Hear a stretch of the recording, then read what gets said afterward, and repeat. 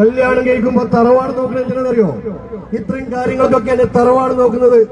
അന്യ ആണുങ്ങളെ മുമ്പിൽ പോയി നിസ്സാര ഒരു വോട്ടിന് വേണ്ടി സയ്യിദ് അലി മജീദിനെ തോൽപ്പിക്കുന്നതിന് വേണ്ടി, അല്ലെങ്കിൽ ഒരു വാർഡ് പിടിച്ചെടുക്കുന്നതിന് വേണ്ടി എന്നെ കുടുംബത്തിൽ നിന്ന് കൊടുത്ത കെട്ടിക്കൊടുത്ത പെണ്ണുങ്ങളെ കൊണ്ടുപോയിട്ട് മറ്റുള്ളവരുടെ മുമ്പിൽ കാഴ്ചവെക്കാനല്ല എന്നുള്ളത് ഞാൻ ഈ അവസരത്തിൽ ഓർമ്മപ്പെടുത്തുകയാണ്. ഞങ്ങളൊക്കെ മക്കളെ കൊണ്ട് കല്യാണം കഴിച്ചിട്ടുണ്ട്. ഞങ്ങൾക്കൊക്കെ പ്രായപൂർത്തിയായിട്ടുള്ള മക്കൾ ഞങ്ങളുടെ വീട്ടിലുണ്ട്. അതൊക്കെ ഞങ്ങളുടെ മക്കളെ കൂടെ അന്തിയുറങ്ങാനും ഭർത്താക്കന്മാരെ കൂടെ അന്തിയുറങ്ങുവാനാണ്. ഒരു ഓപ്പൺ ജീപ്പിൽ സ്പീക്കറും വെച്ച് കെട്ടി ഇത്രയധികം ആളുകളെയും വിളിച്ചുകൂട്ടി ഇത്രയും വൃത്തികെട്ട സ്ത്രീവിരുദ്ധത പ്രസംഗിച്ചുകൊണ്ടിരിക്കുന്ന ഈ മാന്യ അദ്ദേഹം ആരാണെന്ന് നിങ്ങൾക്കറിയാമോ?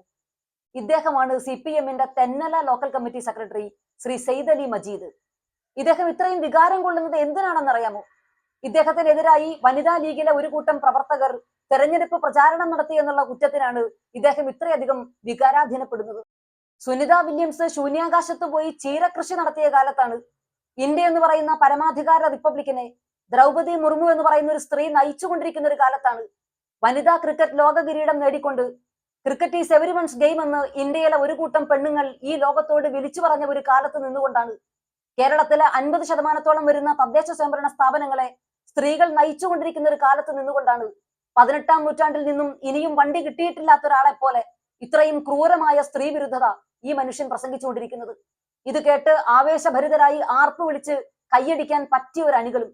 So pathetic.